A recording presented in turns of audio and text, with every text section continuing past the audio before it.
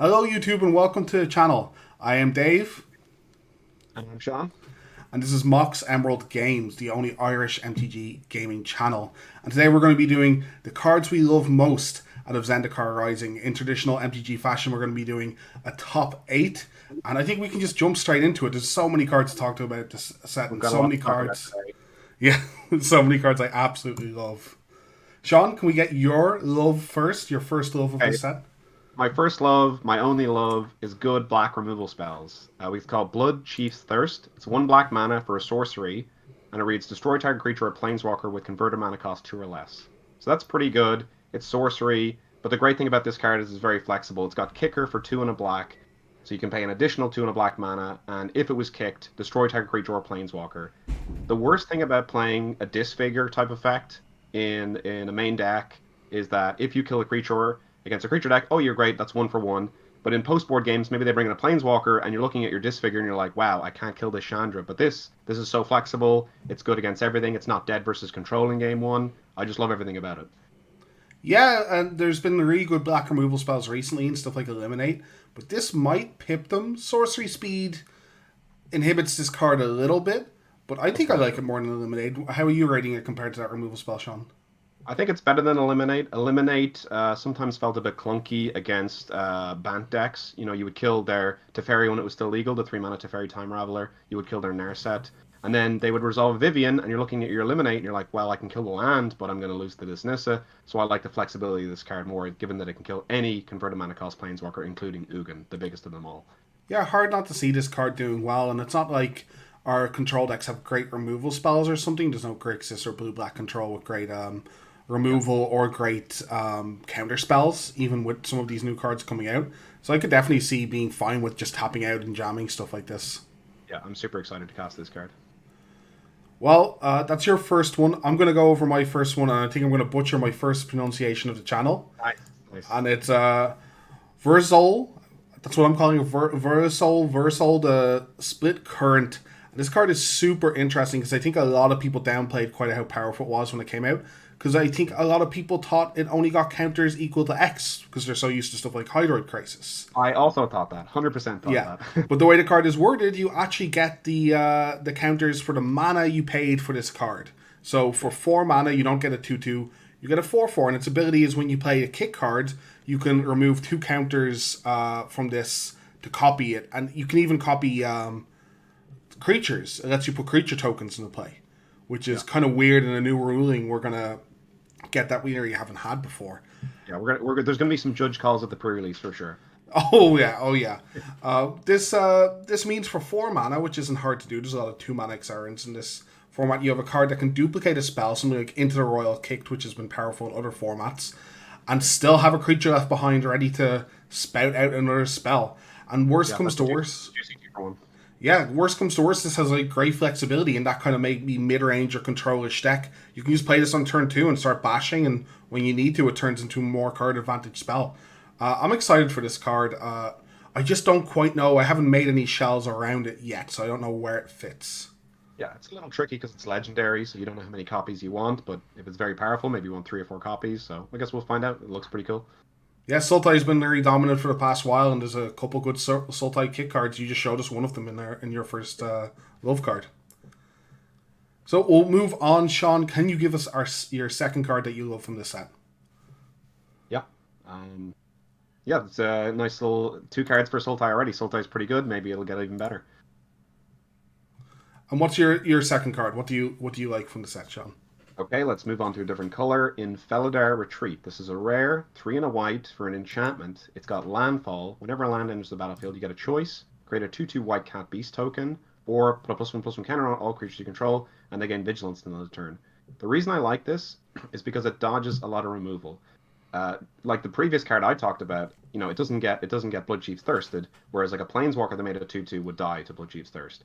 This gains incremental advantage over the course of the game. Enchantments are notoriously hard to interact with, and we all know the previous card, not previous card, previous banned card, Field of the Dead, banned in many formats, made 2/2s whenever a land entered the battlefield. So we know this is a strong effect. Obviously, you have to pay 4 mana for it, But the great thing about this is you don't have to play it on turn 4. You can play it on turn 5 plus a land. So even if they get rid of your enchantment, it's still a 2 for 1 because you got your 2/2 out of it. I really like this card, and I'm excited to see what it does. Yeah, I think people are sleeping big time on this one. This was originally on my foremost loved cards, but there's so much I like from the set, I've moved it. But I've not seen enough people, I think, talk about this. This is really, I don't know. I think this is going to be really dominant. I think enchantments aren't easy to interact with. I think we just lost Mortify, right? One of our like Yeah, best kind yeah. of. Mortify was in guilds, I think. Yeah, we just lost Mortify. I think people are underestimating a 2/2 each turn. And there's stuff like Uro already in the format. We're going to talk about another card that synergizes really well with this. There's a new Harrow in the format. So even if you're a fair deck, this is good. But we have so many ways to cheat lands out. And landfall is a main team in the set. I can't see this not being great, and I can't see people just not sighing like on the turn when a player goes this.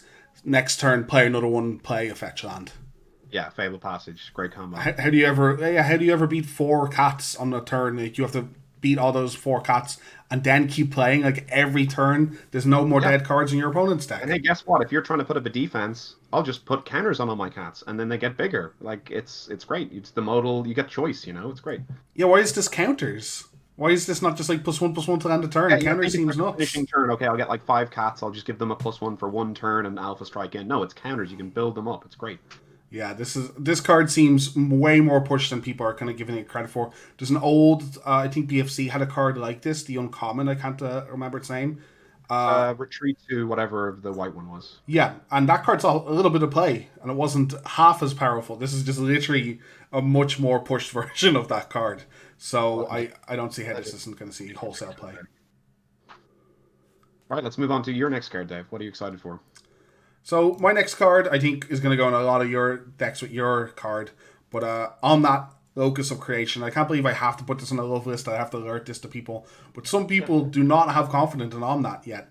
This is a mid-range giant, draws a card when it comes into play, has 100 landfall effects, and we already talked about how easy it is to trigger landfall. But I think on its face, even if you're not triggering multiple landfall effects, 4 mana, 4/4, draw a card, gain 4 life a turn is already absolute nutter butters. Is already going to beat the majority of aggro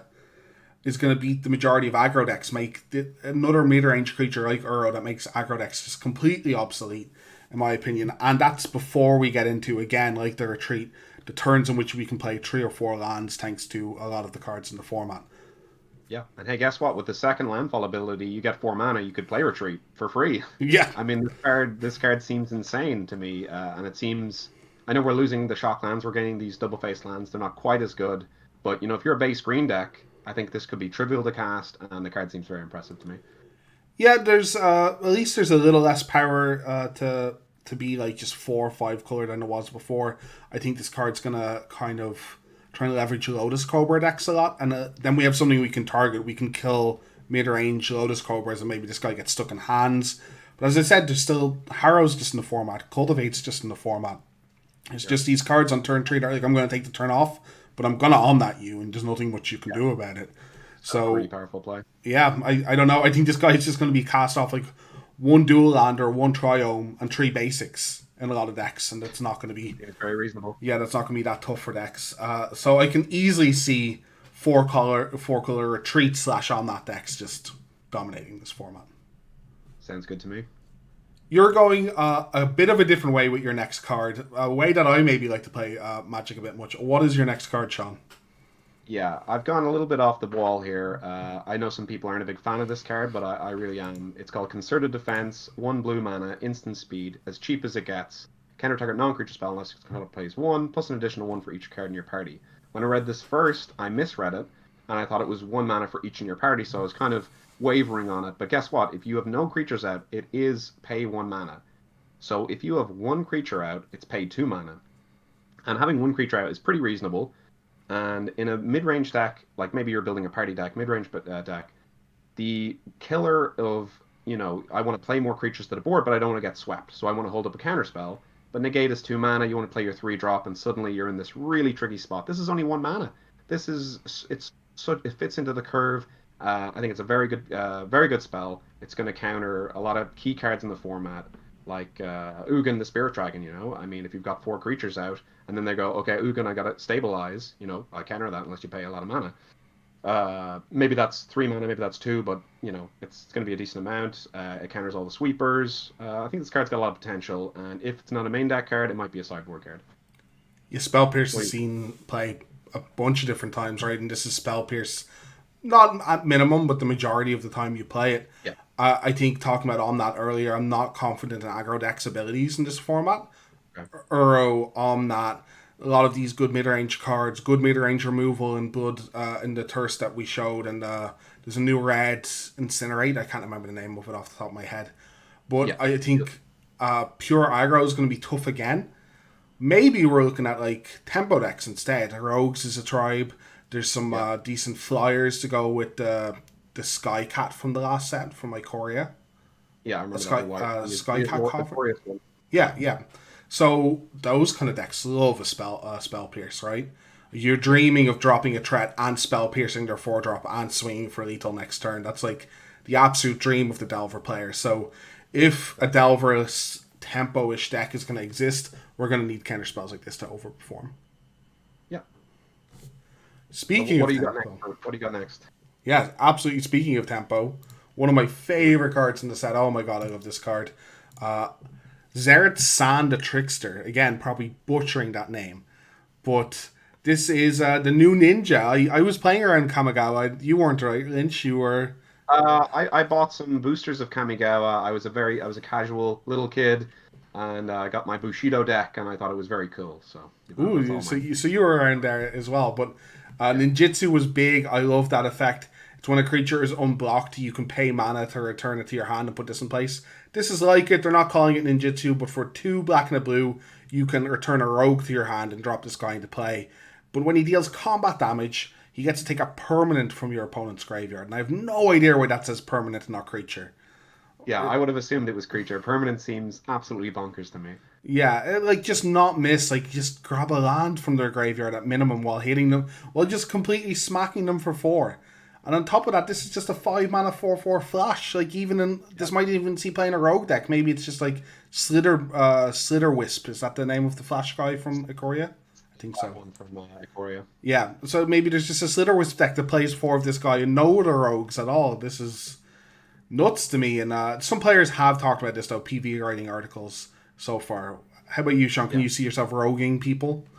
I can definitely see myself roguing people. Hey, guess what? Some of these rogues have flying, you know, and they're going to be unblocked the majority of the time. Brazen Borrower, All Star, that has flying. It's very hard to block. So you're gonna get hits in with this guy or this creature, should I say? And guess what? A card that was banned in last standard season was a card that took permanence from your opponent, Agent of Treachery. So maybe this has the potential to be one of the best cards in the set.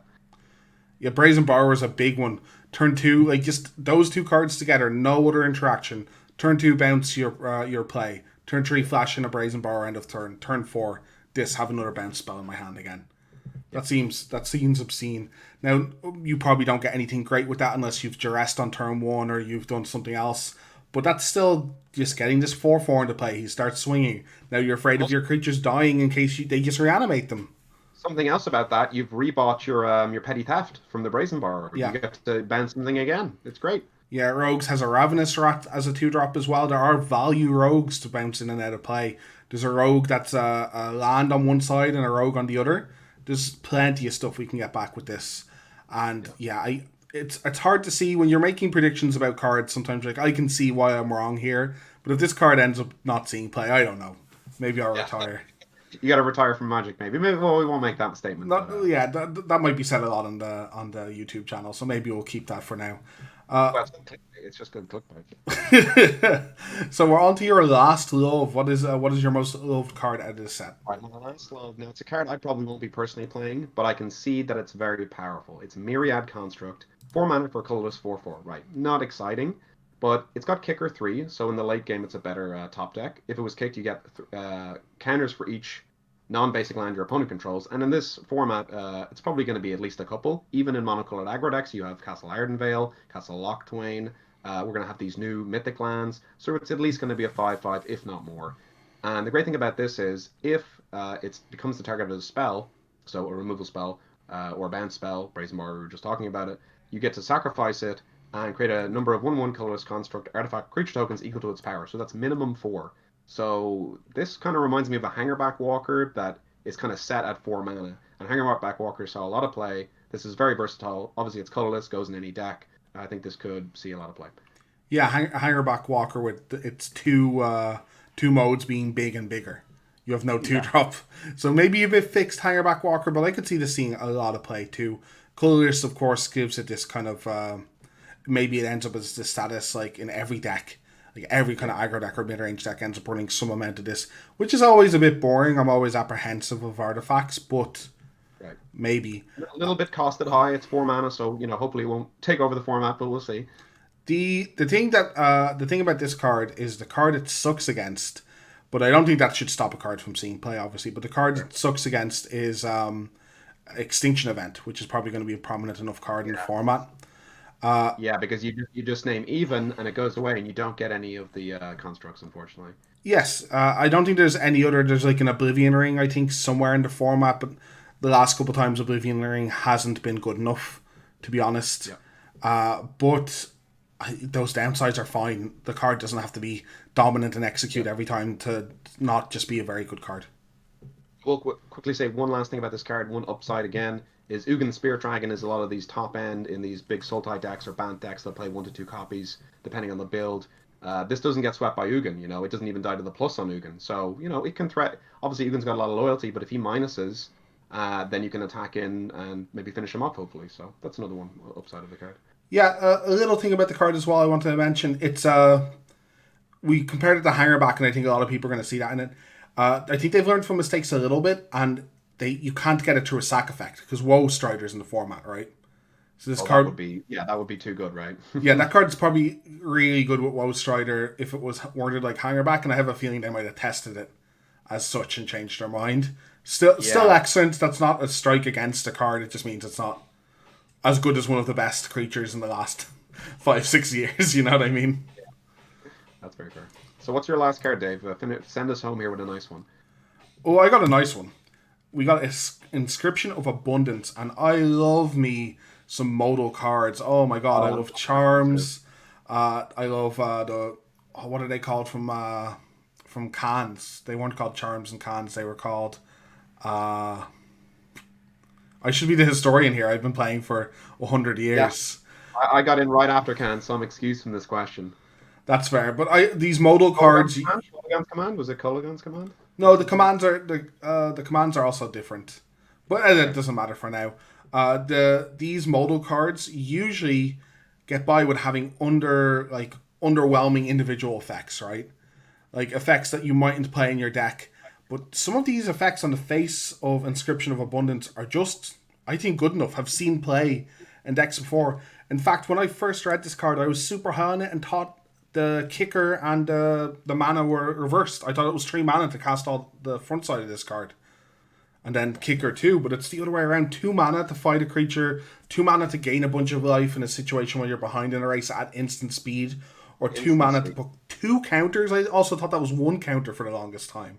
Why is it 2 counters? That's nuts. For 2 mana, it's pretty great. It's pretty great. Yeah, there's just so much flexibility with this card. And maybe you wouldn't play any of these individually.